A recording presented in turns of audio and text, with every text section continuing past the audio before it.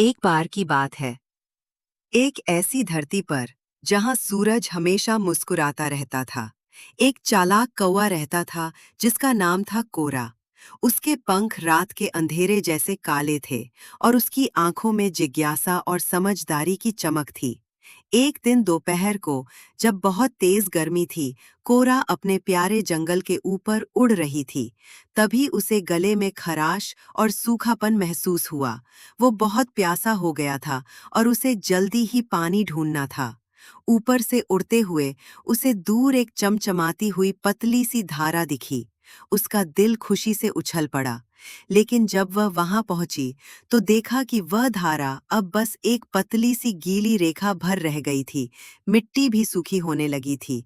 आसपास के छोटे पोखर भी सूख चुके थे। सूरज की तपिश बहुत ज्यादा थी। पर कोरा ने हार नहीं मानी।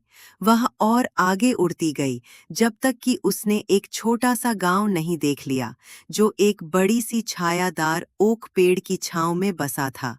गांव के एक आंगन में एक पेड़ के नीचे उसे एक बड़ा मिट्टी का घड़ा दिखा। कोरा का दिल फिर से उम्मीद से भर गया। जरूर इसमें इंसानों ने पानी भरा होगा। वह घड़े के किनारे बैठ गई और अंदर झांका। घड़ा आधा पानी से भरा हुआ था और वह पानी चमक रहा था। लेकिन जल्दी ही उसे समझ आ गया कि पानी का स्तर बहुत नीचे था और उसकी छोटी चोंच वहां तक नहीं पहुंच सकती थी। सोच कोरा, सोच, उसने खुद से कहा। वह जितनी समझदार थी, उतनी ही जल्दी उसके दिमाग में एक तरकीब आ गई। उसने देखा कि पास में कुछ छोटे-छोटे गोल पत्थर बिखरे हुए थे। हाँ, यही काम आएंगे, कोरा ने चहकते हुए कहा। वह पत्थर उठाकर एक-एक करके घड़े में डालने लगी। हर पत्थर के साथ पानी थोड़ा-थोड़ा ऊपर उठता गया।